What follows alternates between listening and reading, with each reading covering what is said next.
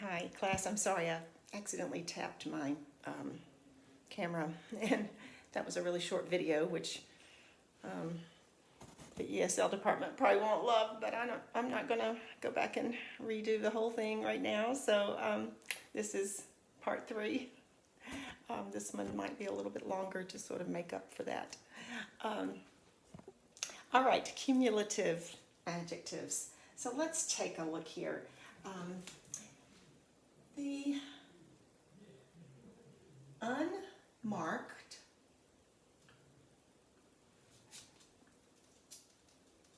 police car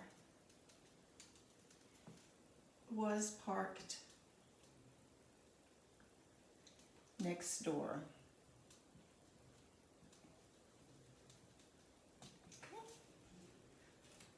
I'm sure you're familiar with unmarked police cars. Those are the ones that don't say police on them, but a police man or woman is driving them and could ticket you, stop you for something on the road.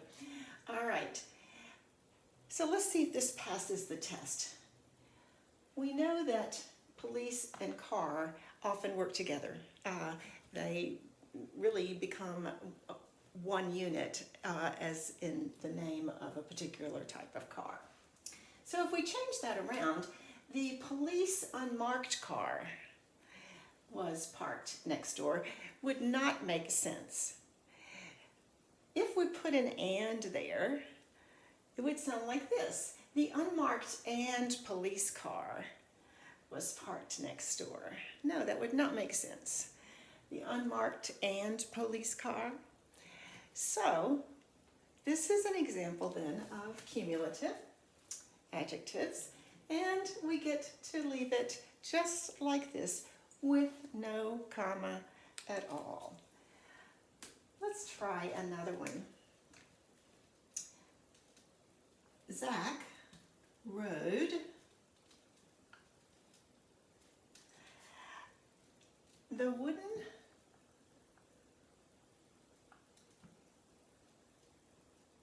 roller coaster.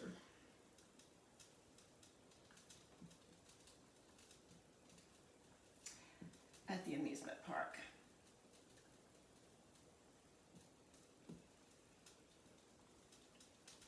All right. Adjectives here, wooden and roller are adjectives for coaster.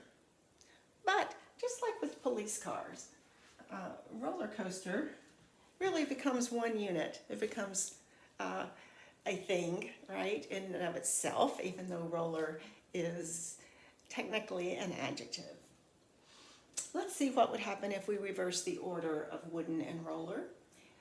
Zach rode the roller wooden coaster at the amusement park.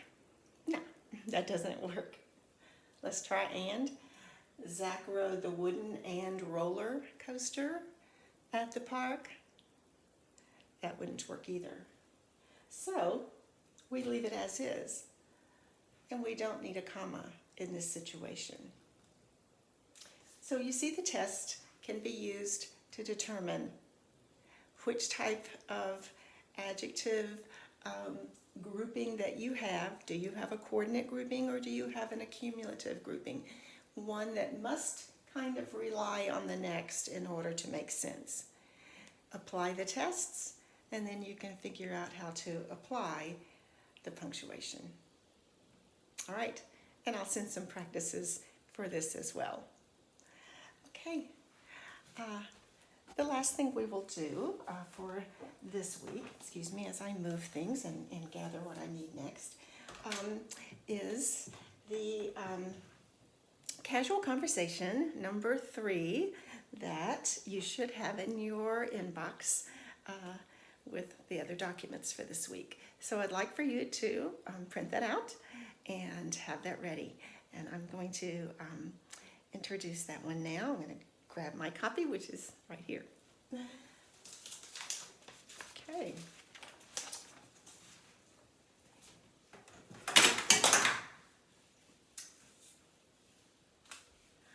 Right. I want to preview just a little bit of the the language in this casual conversation. This conversation occurs between two friends who happen to see each other in the Home Depot. And a very common occurrence if you have a neighborhood Home Depot. And in fact, I use, instead of happen to see each other, I use a phrasal verb, run into. Okay. This phrasal verb is very, very common. And it doesn't always mean precisely what it says. We know that we could run into a tree as we are driving in a storm, okay? Or we could run into another car, which would be not good, okay? But we also use it to mean that we happen upon, okay? Unexpectedly. We run into a friend as we are out walking. And in this case, the characters in this conversation, who are Mark and Vasta, run into each other in Home Depot. All right, another bit of language from this article that I want to spend a second on is man.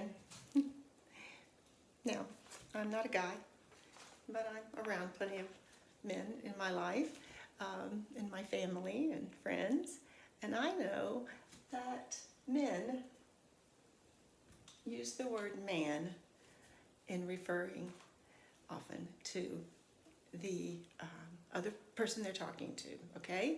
Or sometimes just an expression of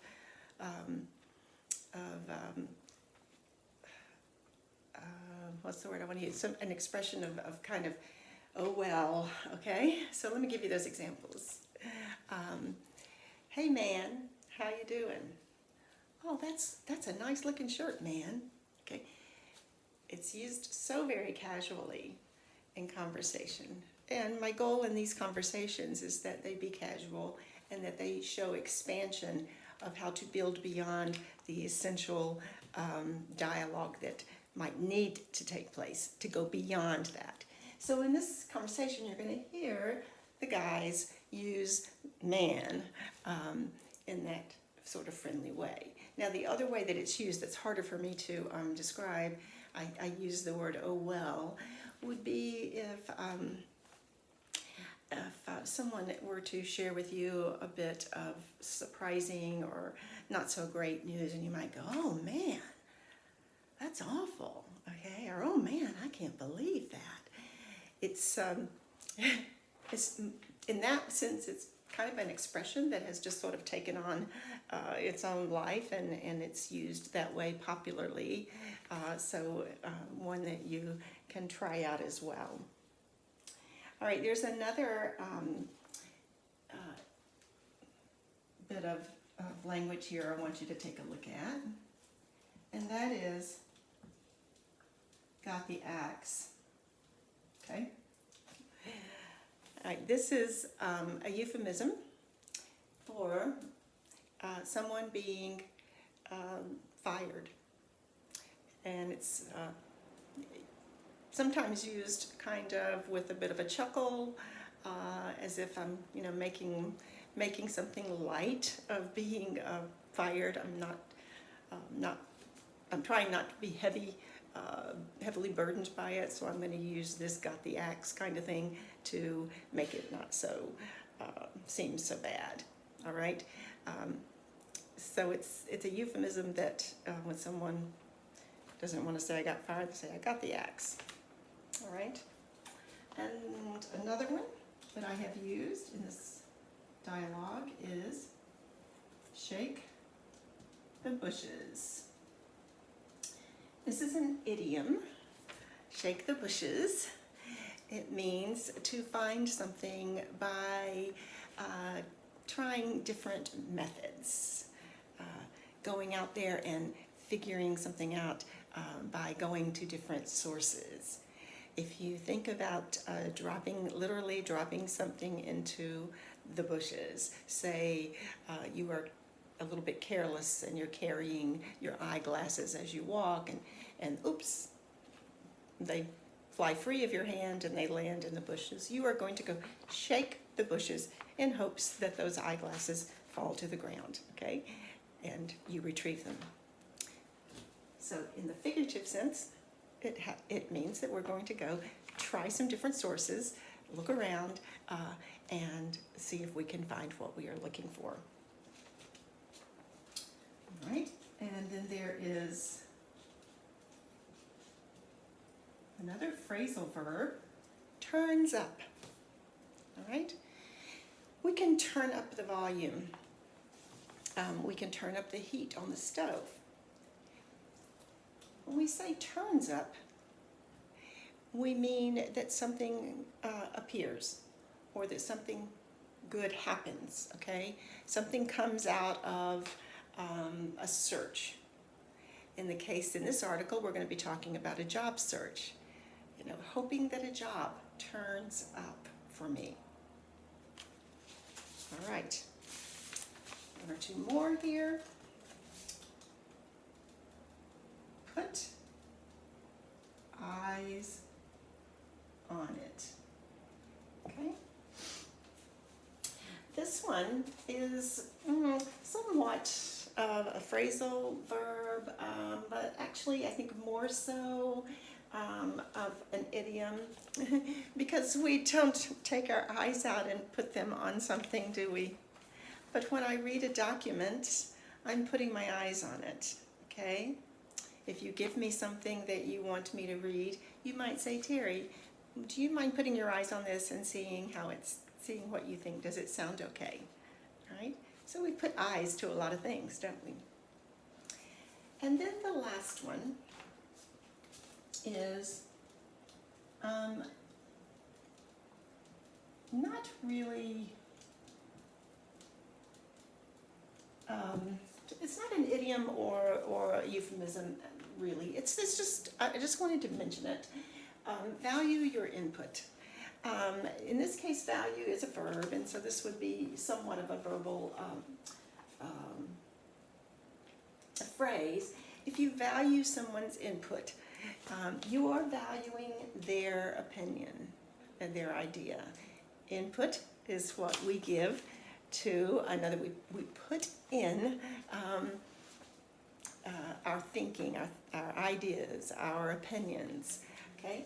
If I say I value your input, that's a compliment, okay? It means that what you have to say is very important to me, that I care about what you say. All right, so I wanted to preview that. There's really no vocabulary in this article this conversation that is real difficult at all. I don't think you'll run across words that you don't know. Just a little bit in the way of expression. All right, so let's read together. All right, we begin with Mark. Hey there, Vasta. How's it going, man? Looks like you're gathering things for a big project. Mark, good to see you. Yeah, I'm building a backyard sandbox for my kids.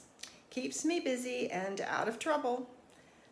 I'm out of work right now. Oh, man. I'm sorry to hear that. Is it a temporary layoff or worse? Worse, unfortunately. The company is downsizing, and I was one of the unlucky ones who got the axe. I was among the last group they hired, so we were first to go. Anyway, now I'm looking for work, and Seema and the kids have me doing jobs around the house while I'm stuck at home. Well, I'm sure your kids will appreciate the sandbox, but I know that doesn't pay the bills. Seems I remember that you're in marketing research, right? Yeah, I specialize in analytics. My last job was geared to the retail industry. I really loved the job. Gotcha. Well, I know some folks in that general field. Even if they aren't hiring right now, they may be able to point us in the direction of someone who is. you never know. It can't hurt to shake the bushes a little. Wow, that would be fantastic. You're so kind. I'd really appreciate any help you're able to give, but I know you're super busy. I feel badly taking your time. No big deal. I'll just send a few emails and see what turns up. Would you mind sending me your resume so I can share it? Not at all. I'll send it this afternoon. And I'd be completely open to suggestions for how to improve it. I'm not that great at writing resumes. I hear you. I'm always a little uncertain that mine is a winner. It's good to have someone else put eyes on it. My wife is a perfectionist, so I always count on her to edit mine. I'll have her take a look at yours too. Wow, thanks, man. And tell Susan thanks too. Don't hesitate to let me know what needs to be changed. I value the input. That sounds great. I'll check for it in my email this evening. Awesome. I owe you one. Please give my best to Susan and your son, and we need to get the families together again. It's been a while. We'd love that. I'll tell Susan to look at the calendar, and maybe she and Seema can talk and set up a plan. Perfect. I'll tell Seema. Maybe you guys can come over to our place. We can cook out and let all the kids play in the new sandbox.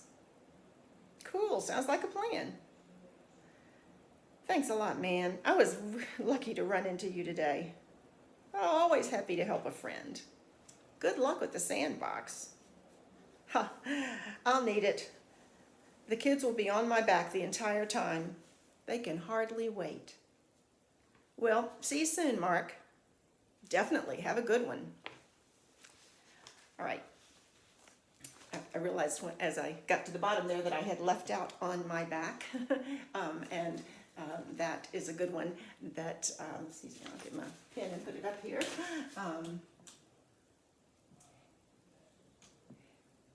And this is an idiom that simply means someone is going to be basically driving you crazy until you do what they want you to do. So sometimes people are on our backs and we wish they would get off our backs, right? Because they're bugging us.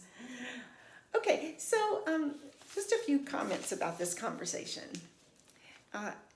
It is, even though I say it's casual, it could be more casual if I used a lot of ands and ums and words like yeah, no, and of course the body language and these sorts of things. We could take this casual conversation and make it even more casual, and that's what we would do if we were in the classroom together, because we would actually practice doing that. So as you think about these particular comments and phrases and so forth, think of making them even more of a natural expression that sort of fits with a general comfort level that you would have with someone who's a friend. That's where the difference lies, is in friendship or acquaintance that is of an informal level.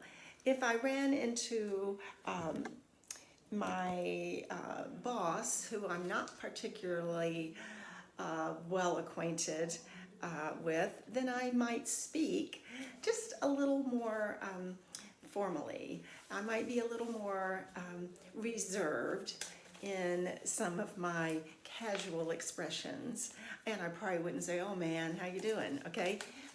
If your boss happens to be your best friend, there you go. You can talk to them in that kind of way. So we really have to gauge, don't we? We have to gauge the relationship.